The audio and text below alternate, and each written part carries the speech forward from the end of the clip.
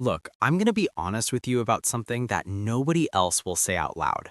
If you're saving your first $100,000 right now, it feels like absolute bullshit. You're doing everything right. You've cut the daily coffee, you meal prep on Sundays, you automated $500 a month into your index fund, which, by the way, is a real sacrifice. That's your weekend plans. That's saying no to things you actually want. And then December rolls around. You log into your brokerage account expecting to feel like a financial adult, and your gains for the entire year? Maybe $400, maybe $600 if the market was kind. Not even a phone bill, not a car payment, definitely not rent. Meanwhile, every finance guru on the internet is showing you these gorgeous exponential curves. The magic of compound interest, they chirp. Your money works for you. And you're sitting there thinking, is this a scam? Am I the idiot? No, you're not the idiot. You're just in what I call the puddle phase, and almost nobody survives it because nobody warns you how psychologically violent it actually is. Here's the thing about compound interest. It is mathematically real at any amount. The formula doesn't care if you have $10 or $10 million. 8% is 8%. But here's what the textbooks won't tell you.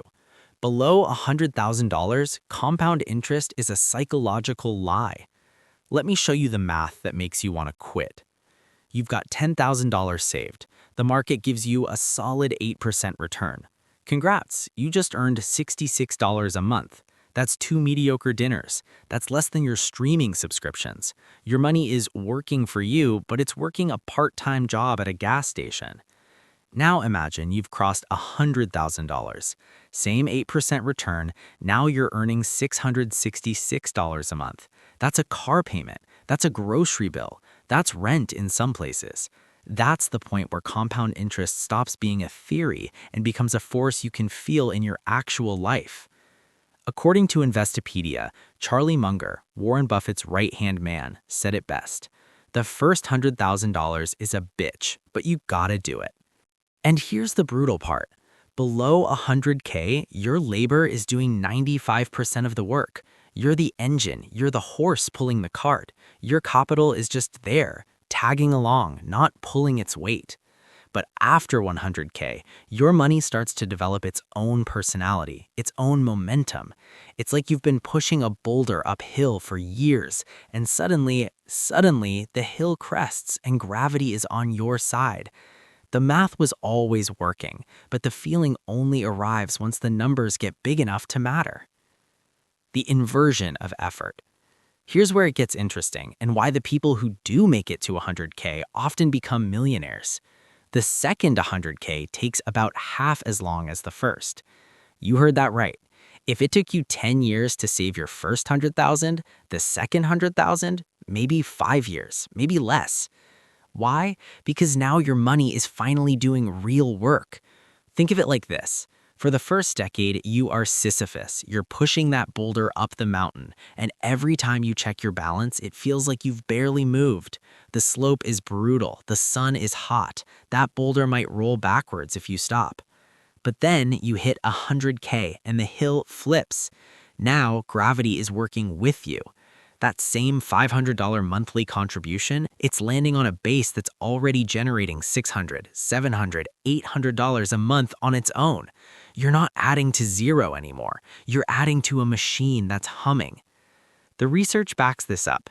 Saving $650 a month at 7% annual returns takes 9.5 years to reach 100K, but going from 100K to a million, only 24 more years, and most of that is your money cloning itself, not your paycheck. It's the same effort, same discipline, same boring consistency, but the output is radically different because the math has inverted. That's why the first 100K isn't just hard, it's the hardest thing you'll do financially. It's the filter, it's the test of whether you can stay in the game when the scoreboard looks pathetic. The antagonist.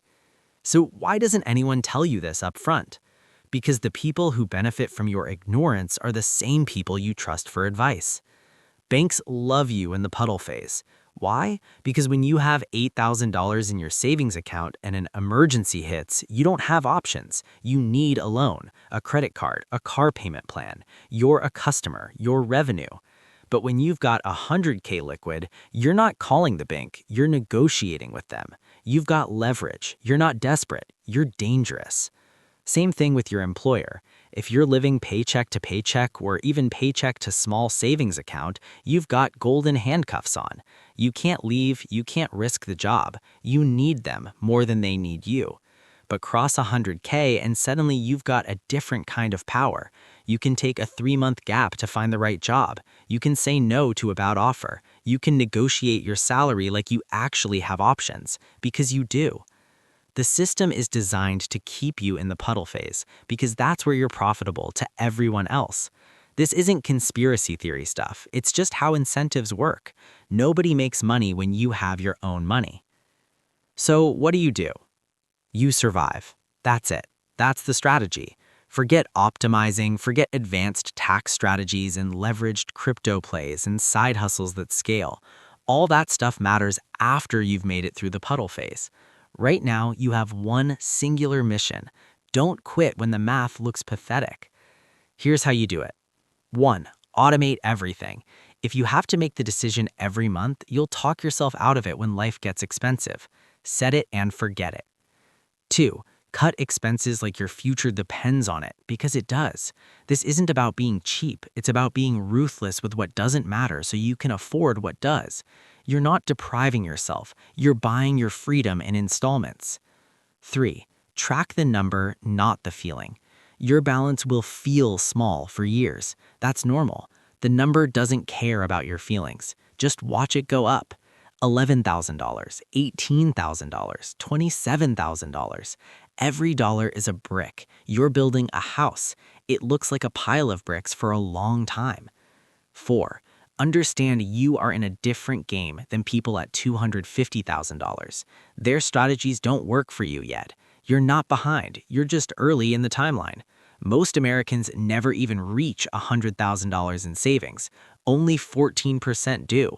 You're not competing with them. You're competing with your own urge to quit. Here's the thing nobody tells you. Wealth isn't about being smart. It's not about finding the secret strategy or the perfect stock pick. Wealth is about not quitting when the compound interest curve is still flat. It's about showing up in year 7 when your balance has only grown by $8,000 and you feel like an idiot. It's about year 9 when your friends are buying new cars and you're still driving the beater.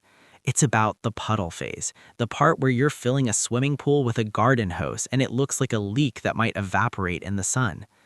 And then, one day, maybe year 8, maybe year 10, you log in and the interest you earned that month is bigger than what you contributed.